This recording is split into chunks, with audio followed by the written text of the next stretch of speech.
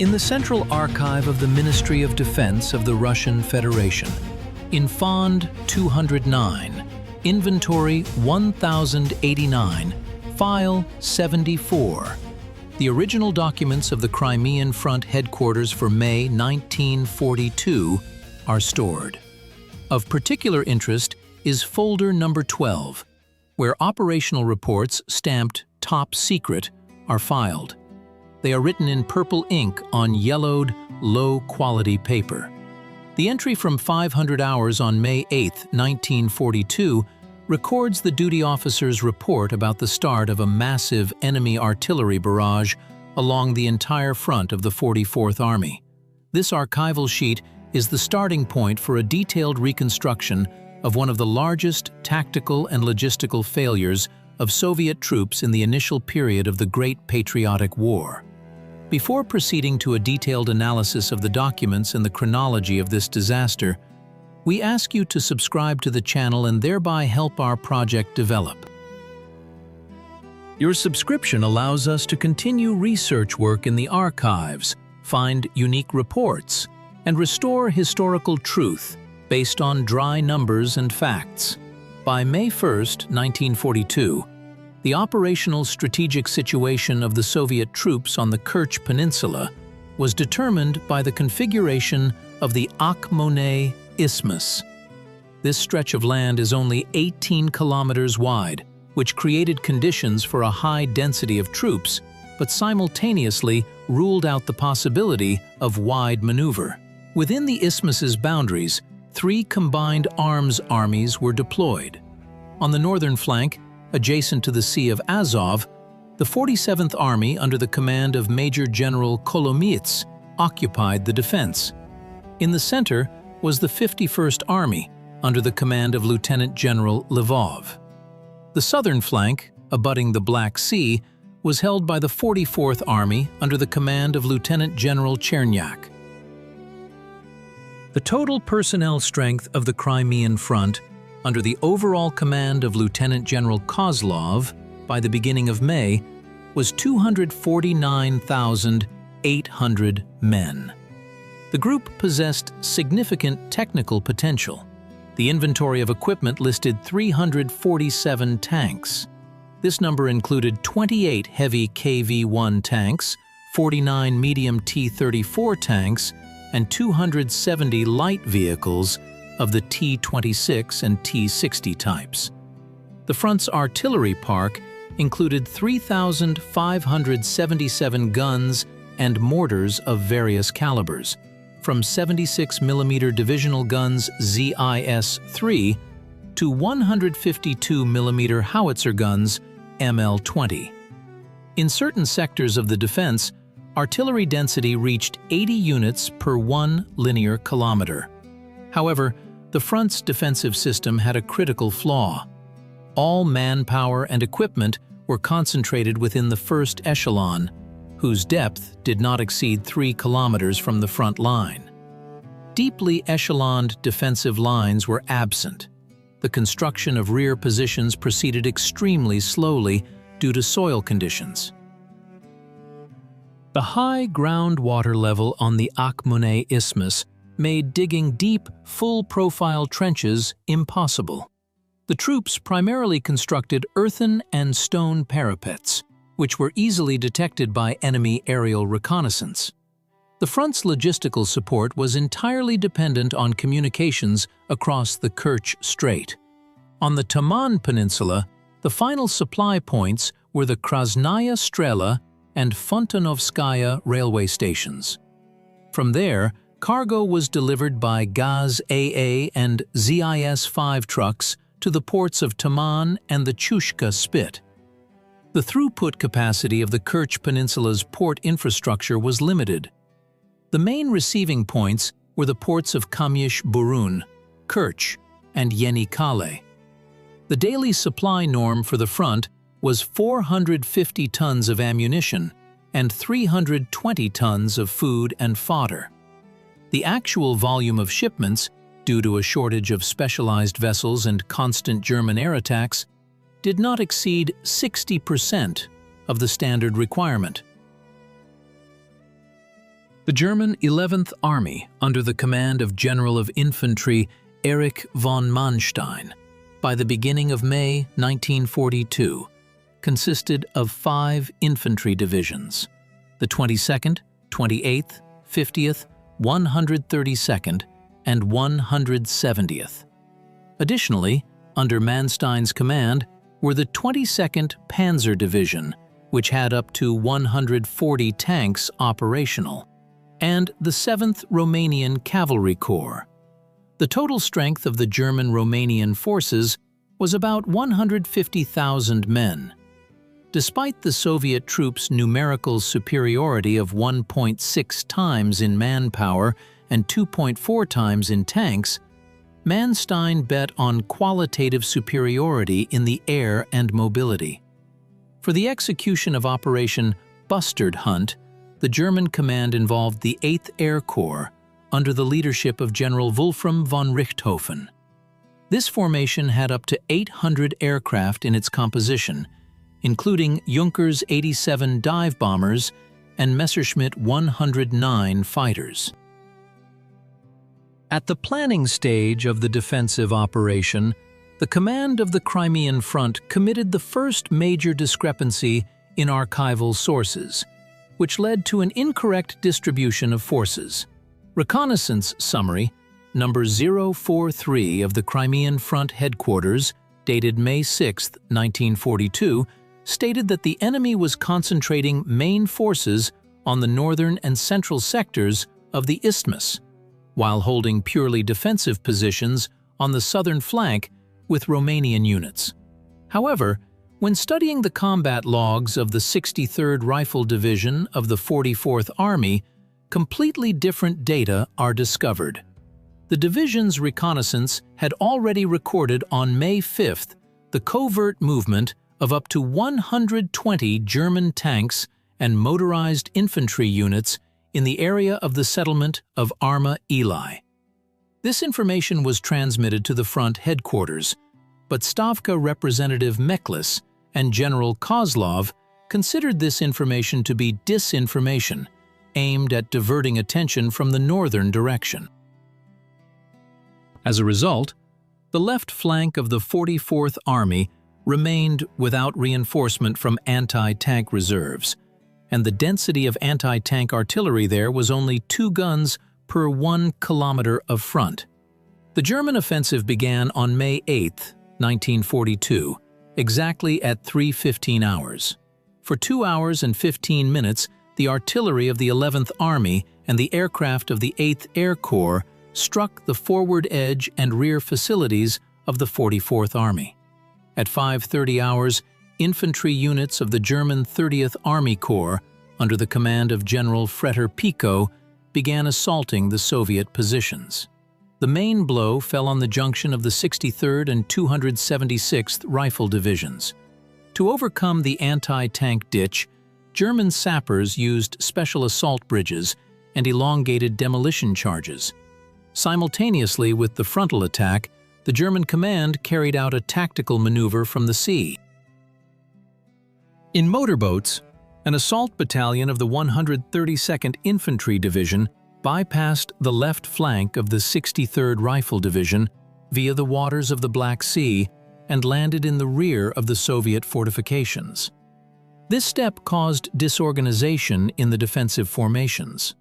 By 9 o'clock on May 8th, wire communication between the front headquarters, located in the city of Kerch, and the headquarters of all 3 armies was completely severed. Junkers 87 bombers purposefully destroyed the main communication lines running along dirt roads. The use of radio stations proved ineffective. Due to the absence of radio masts destroyed by shrapnel and a shortage of 4 AK-60 type battery packs, the Army headquarters could not coordinate their actions. By 12 noon, the German 22nd Panzer Division was introduced into the breach that had formed in the sector of the 44th Army. The tank wedge began a rapid advance in a northeastern direction, moving into the rear of the 51st Army. Here is clearly manifested the second critical error in planning and topographic control by the High Command of the Front. According to the official reports of the Engineering Directorate of the Crimean Front sent to Moscow on April 30, 1942, the rear defensive line along the Sultanovka Turkish Wall line was fully prepared for long-term defense, and the anti-tank ditch, with a depth of 3 meters and a width of 5 meters, was 100% complete along its entire length. However, a comparison of this data with the operational documents of the 51st Army from May 12th reveals a large-scale falsification of reports. In the area of the central sector of the Turkish Wall, sappers discovered unfinished sections of the ditch with a total length of up to 300 meters. Construction battalions encountered outcrops of bedrock and halted work due to a lack of drilling equipment and ammonal. The front's engineering service concealed this fact from the command. As a result, on May 12th, the German tank regiments of the 22nd Division passed through these unfinished gaps without any delay, bypassed the Sultanovka line, and cut off the retreat routes of Soviet units to Kerch. Between May 9th and 11th, the actions of the Crimean Front Command did not comply with the requirements of the 1939 Red Army Field Manual. Instead of organizing the immediate withdrawal of the Northern Wing's troops to the rear defensive lines and creating a dense screen in the path of the German tank breakthrough, Mekhlis and Kozlov demanded frontal counterattacks. Directive number 00145 from the front headquarters on May 9th ordered the 51st Army, with the forces of 3 rifle divisions, to attack the enemy grouping that had broken through in the direction of the Arma Eli State Farm. This order duplicated tasks without taking into account that the units of the 51st Army were already engaged in defensive battles under encirclement. The 391st and 398th Rifle Divisions, directed to counterattack, advanced across open steppe without air cover and were almost completely disabled by strikes from German aviation while still in their starting positions. On May 11th, at 10:15, German bombers raided the command post of the 51st Army. As a result of a direct bomb hit on the dugout, the Army commander, Lieutenant General Lvov, was killed. The Army staff completely lost control of its subordinate units. By May 12th, the defensive line of the Crimean Front had finally disintegrated into isolated pockets of resistance. The 44th Army lost up to 70% of its personnel and began a chaotic retreat towards the ports of Kamish-Burun and Kerch. On the northern flank, the 47th Army, under pressure from the German 42nd Army Corps, began a retreat along the coast of the Azov Sea.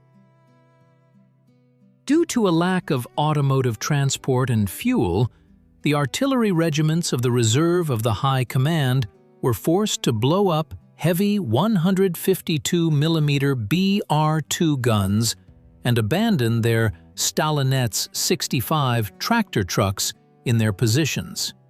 The speed of advance of the German motorized columns reached 20 kilometers per day.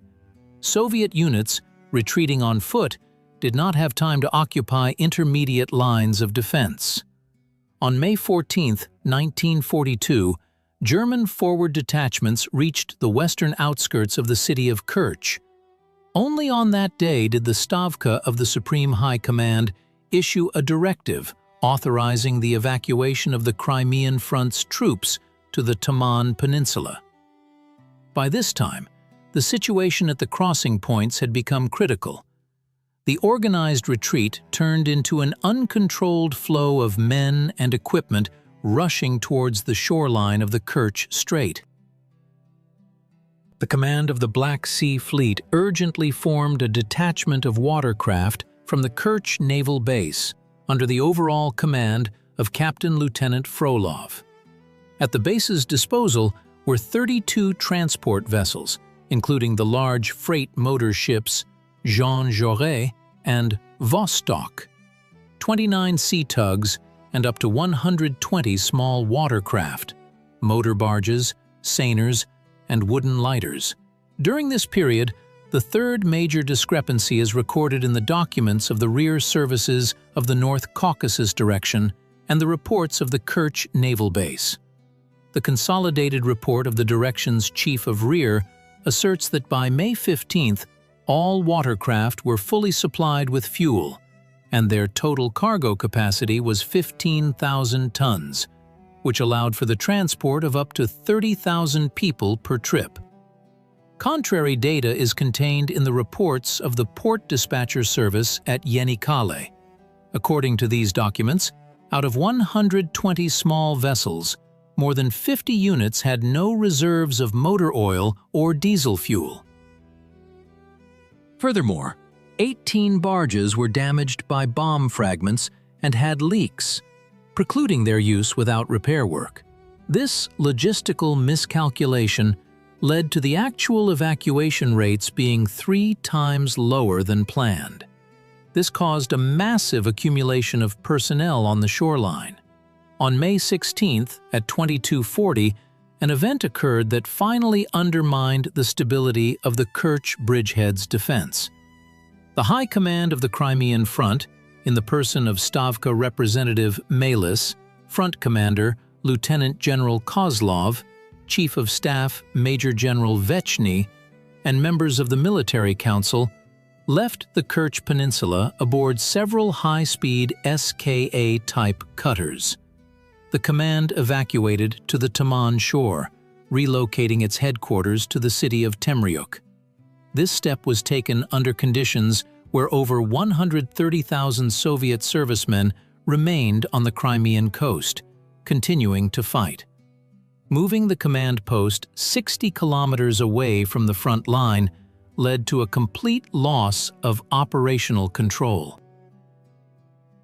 Communication between the Taman shore and the isolated units in Kerch was maintained only sporadically via messengers on cutters. The remaining units of the 47th and 51st Armies on the peninsula were left to their own devices. Division commanders had no information about the overall evacuation plan, ship arrival schedules, or the distribution of loading points. From May 16th to 18th, the coastal zone of the Kerch Strait in the areas of the Yenikale, Opaznaya, Zhukovka ports, and near the Kerch lighthouse turned into a zone of complete congestion.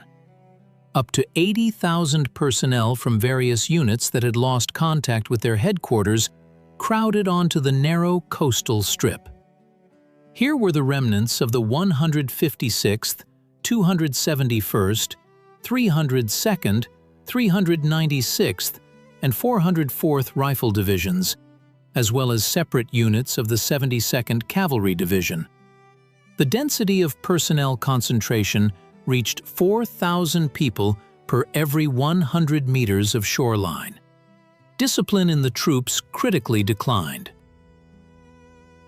The absence of a commandant service and traffic controllers led to loading onto arriving ships occurring from opposing directions. Soldiers and officers stormed the watercraft without observing military order.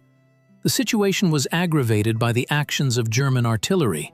The German 42nd Army Corps deployed its batteries of 105 mm and 150 mm howitzers on the commanding heights of Mount Mithridates and Cape Fonar. German spotters gained the ability to conduct direct-aimed fire at the loading sites and along the fairway of the strait. The width of the strait at its narrowest point is about 4 kilometers, allowing it to be completely swept by fire. Constant raids by German aircraft led to the sinking of overloaded vessels. On May 17th, the wooden self-propelled barge Krasny Chigirin departed from the port of Kamish-Burun. On board were more than 2,500 people, including wounded soldiers and evacuating personnel from field hospitals. The vessel was critically overloaded, its draft exceeding the permissible norm by 0.8 meters. 3 kilometers from Cape Chushka, the barge was attacked by 4 German Junkers 87 dive bombers.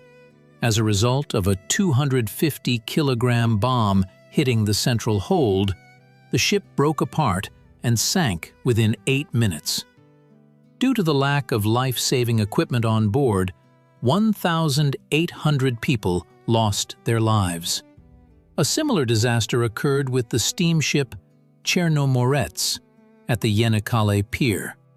At the moment the enemy artillery bombardment began, the soldiers on deck simultaneously moved to the starboard side, taking cover from shrapnel.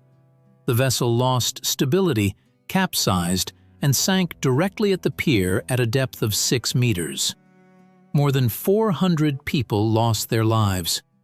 In total, during the evacuation period, German aviation and artillery sank 14 large and medium vessels, as well as up to 40 small watercraft.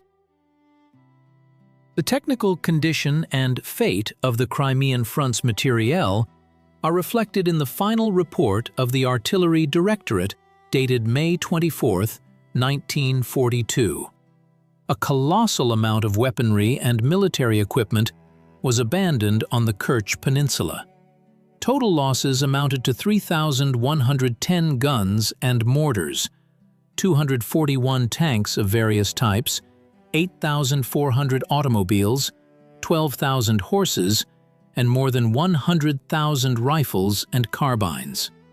The primary cause of the loss of equipment was the impossibility of loading it onto watercraft.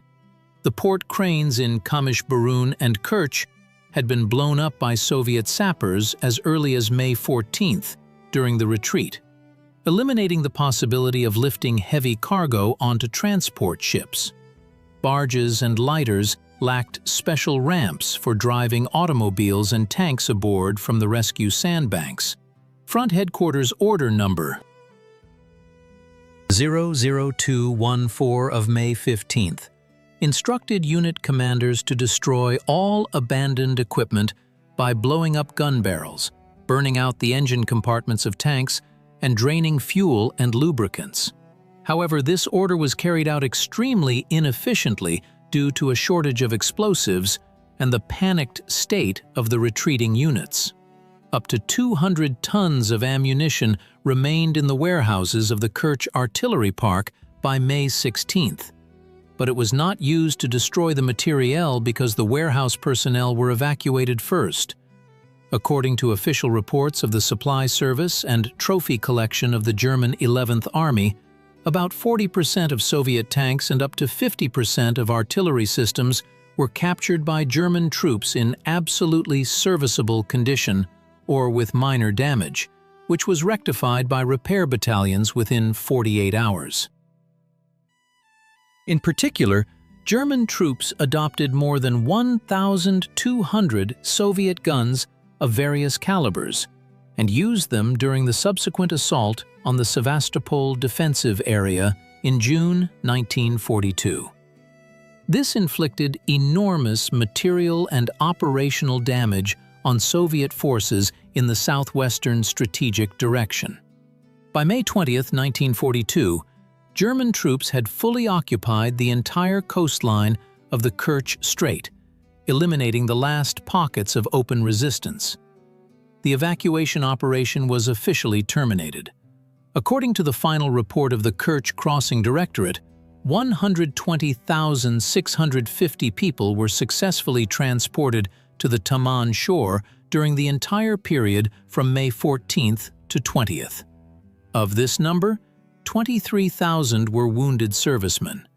At the same time, the irrecoverable losses of the Crimean Front for the same period amounted to 162,282 people. This figure includes individuals who lost their lives in battle, drowned during crossings, and those missing in action. According to German archival data, during Operation Trappenjagd, Bustard Hunt, 170,000 Soviet soldiers and officers were taken prisoner by German troops. The Crimean Front, as an operational strategic formation, completely ceased to exist. This catastrophe led to a fundamental change in the strategic situation on the southern flank of the Soviet-German front. The most important bridgehead in Crimea was lost, allowing the German 11th Army to free up significant forces and fully concentrate on eliminating Sevastopol. Furthermore, the German command gained direct access to the Taman Peninsula, creating an immediate threat to the oil-bearing regions of the Caucasus and the Kuban River basin. The military technical potential of the Soviet troops in this direction was undermined by the loss of a gigantic quantity of weapons and ammunition, the replacement of which required extraordinary efforts from the rear. According to the results of a special investigation conducted by the Commission of the Stavka of the Supreme High Command, the reasons for the defeat were formulated in Directive No. 155452 of June 4, 1942.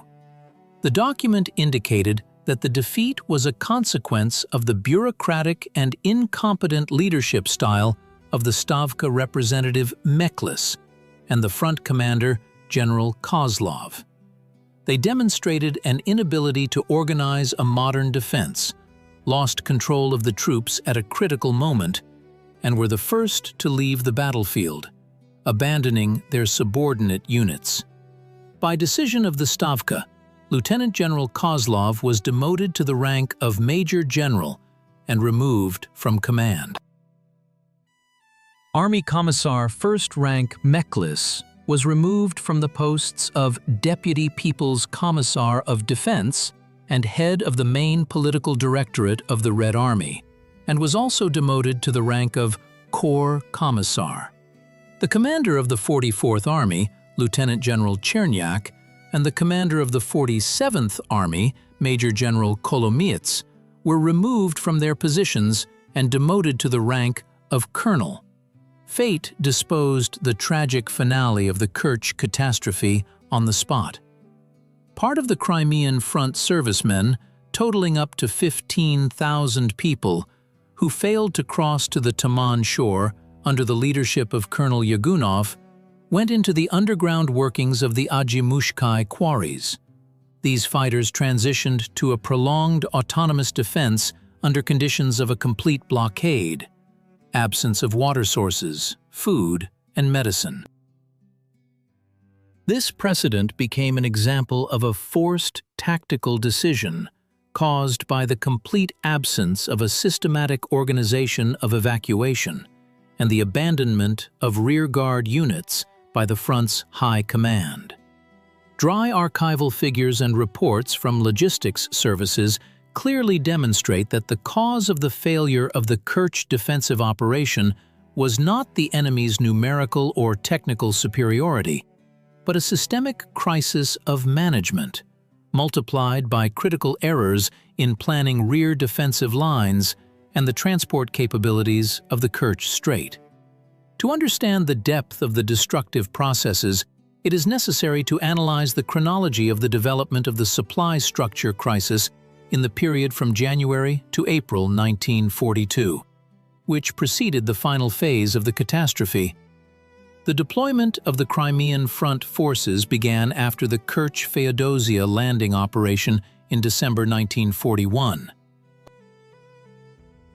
At the initial stage, the Soviet command planned to use the Kerch Peninsula as a bridgehead for a large-scale offensive aimed at deblockading besieged Sevastopol.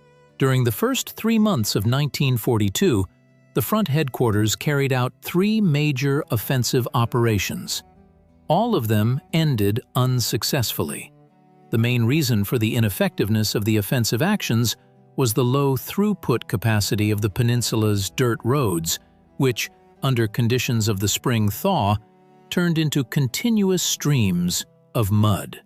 The only railway line, Kerch, Vladislavovka, had low throughput capacity, amounting to no more than 6 pairs of trains per day. The front's artillery depots, located on the Taman Peninsula, regularly delayed the shipment of shells due to a lack of coordination between the North Caucasus Railway and the military communications authorities. By April 1942, the front's troops had expended up to 80% of the mobilization stocks of large-caliber ammunition.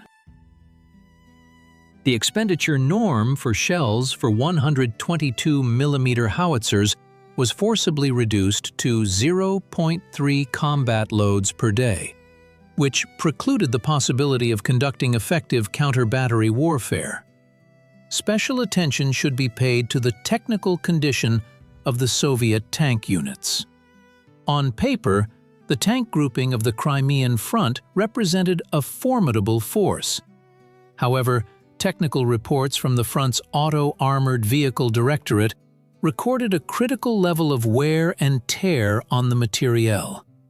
Of the 270 light T-26 and T-60 tanks, over 40% required medium and major engine repairs. Spare parts for the T-26 tanks, whose production had been discontinued, were arriving in extremely limited quantities. The front's repair bases, deployed in field conditions, lacked specialized machine tools and oxygen units for welding work. As a result, by May 8th, up to 90 tanks were immobilized and were being used as stationary firing points, dug into the ground along the defense line of the 44th Army. This completely deprived the tank units of their main tactical advantage, mobility. The German command, in the person of General Manstein, was aware of this technical vulnerability thanks to intensive aerial reconnaissance. German Dornier 215 reconnaissance aircraft regularly flew over Soviet positions, recording the exact coordinates of each dug-in vehicle.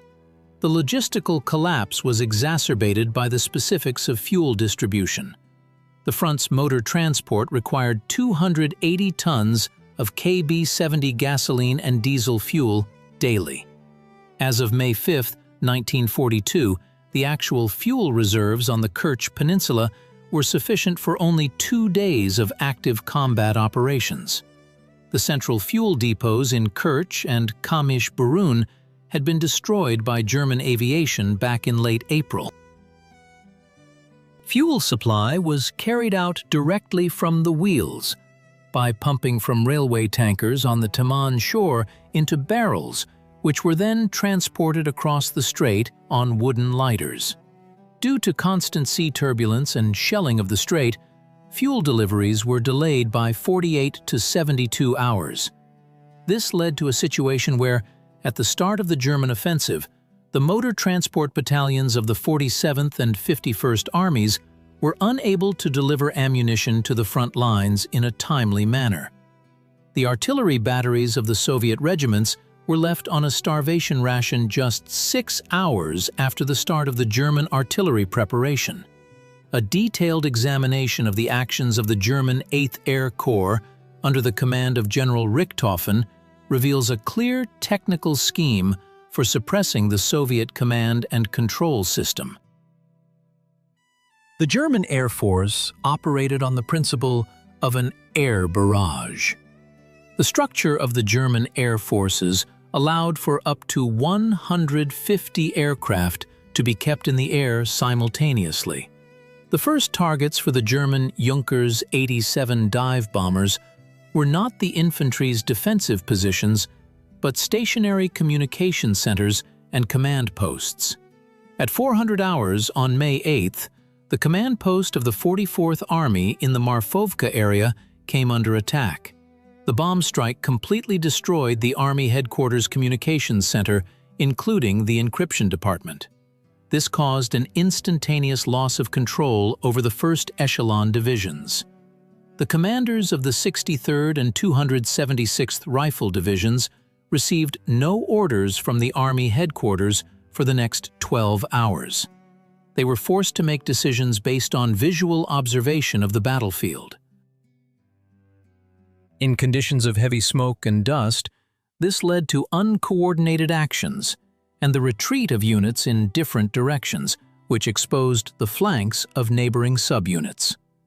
The German 22nd Tank Division, under the command of Major General von Appel, operated as part of the strike group of the 30th Army Corps.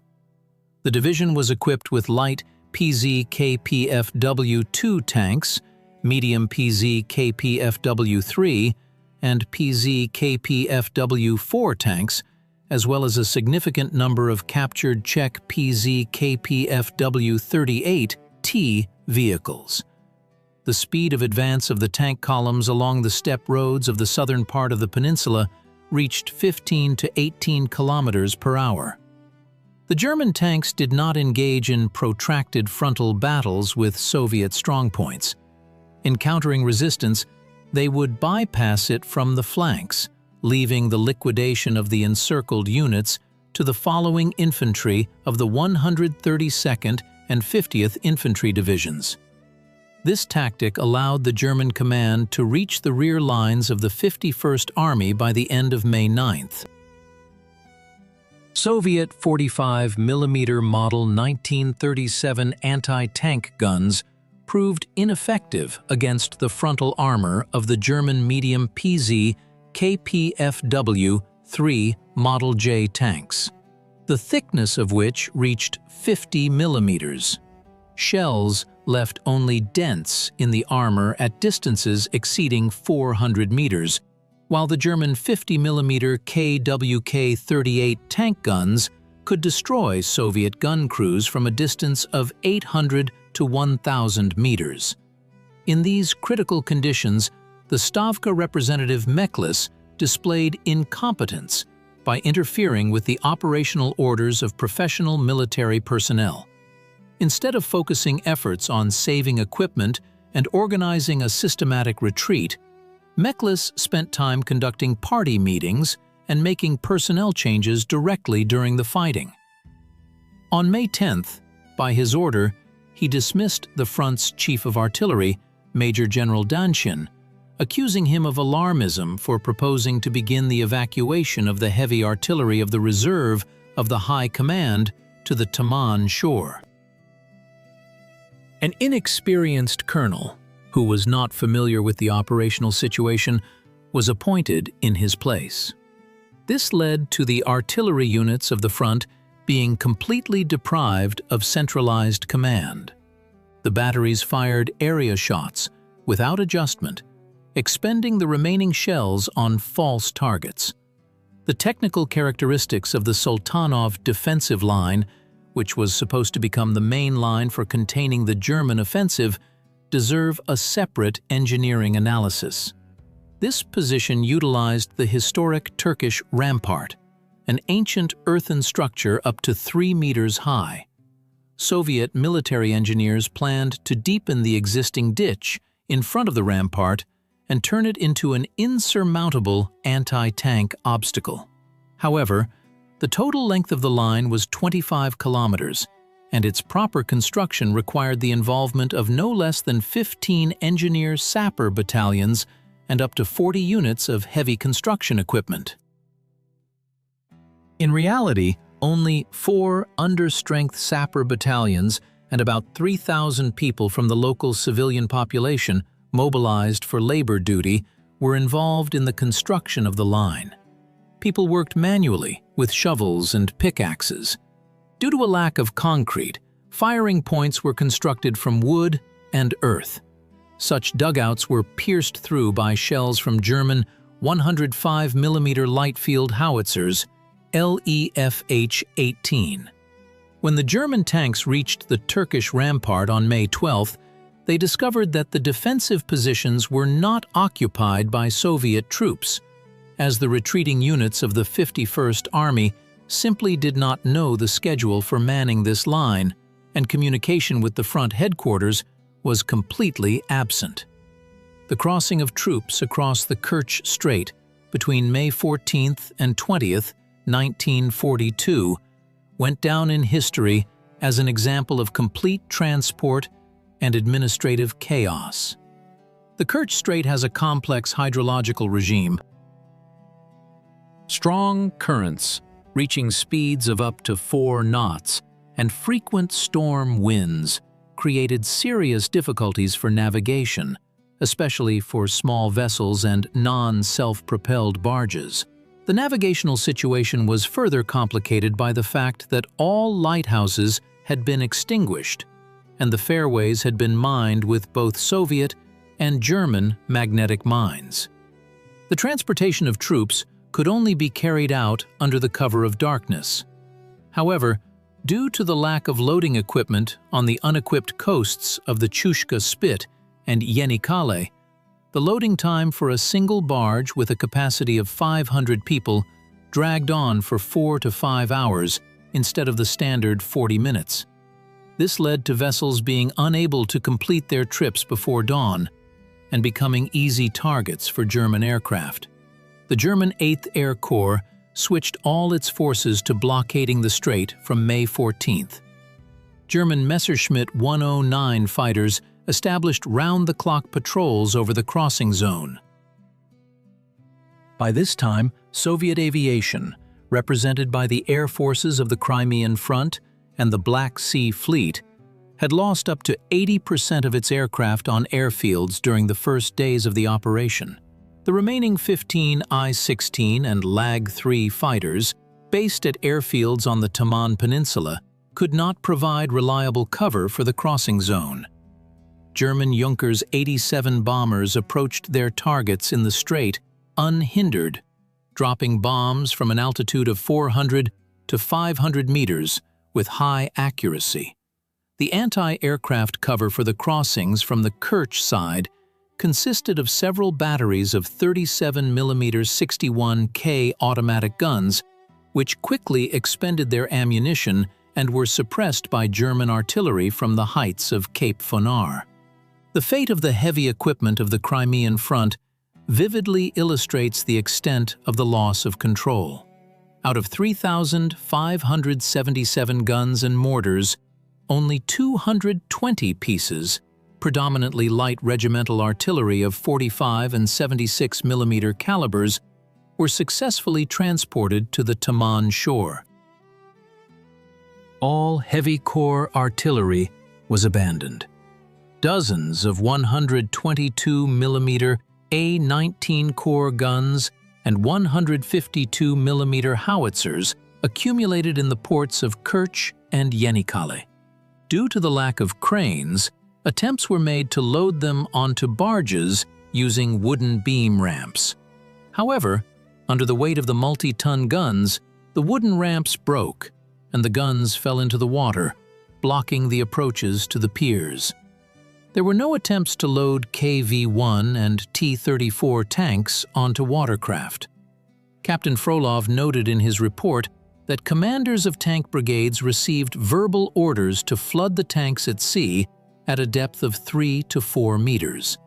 However, due to a lack of time, many vehicles were simply abandoned on the sandy beaches with open hatches and operational engines. German soldiers of the 171st Infantry Division, who occupied the port of Kamish-Burun on May 16th, discovered 18 fully operational T-34 tanks on the piers, complete with ammunition and fuel. The disciplinary crisis among the command staff reached its peak on May 16th to 17th. The evacuation of the front headquarters, led by Kozlov and Mekhlis, demoralized mid-level officers. Many heads of army departments and services followed the example of the High Command.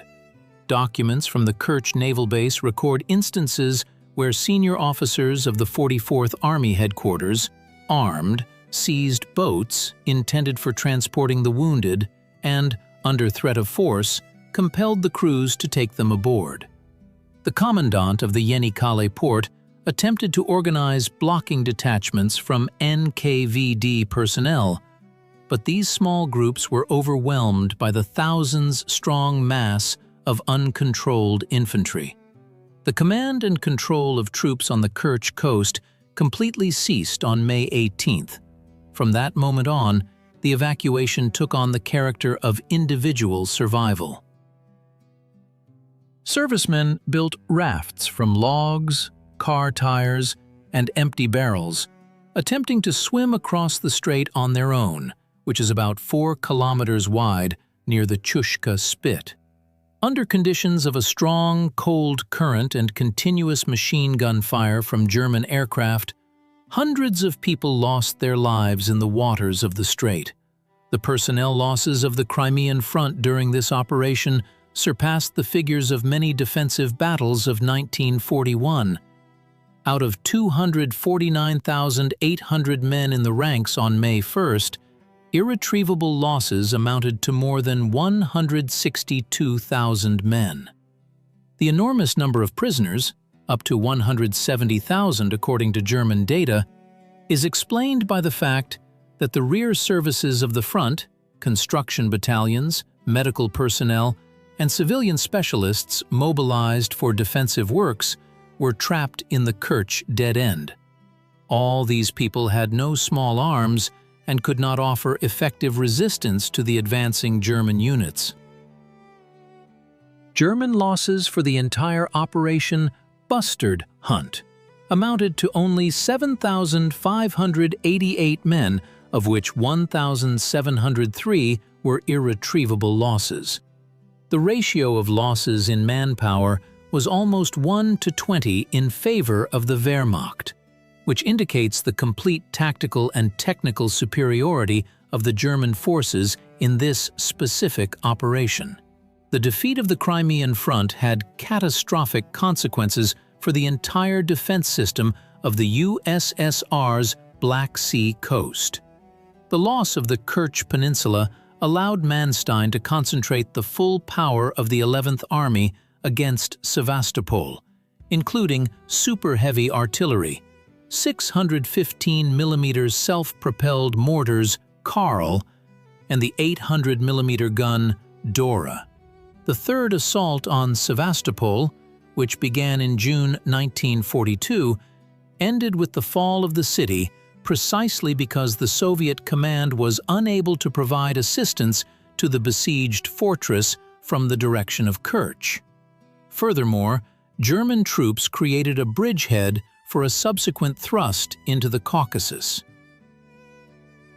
Operation Edelweiss, launched in the summer of 1942 with the aim of capturing the oil fields of Maykop, Grozny, and Baku, was based on the success achieved by German troops on the Kerch Peninsula in May. The material and technical base of the Red Army suffered damage, the replenishment of which took months of work by defense enterprises in the rear. The investigation into the causes of the Kerch catastrophe demonstrated that linear deployment of troops, neglect of intelligence data, falsification of reports on the readiness of rear defensive lines, and loss of control by the High Command could completely destroy a large, technically equipped military grouping within a few days. The dry lines of archival documents have forever recorded this lesson of military history.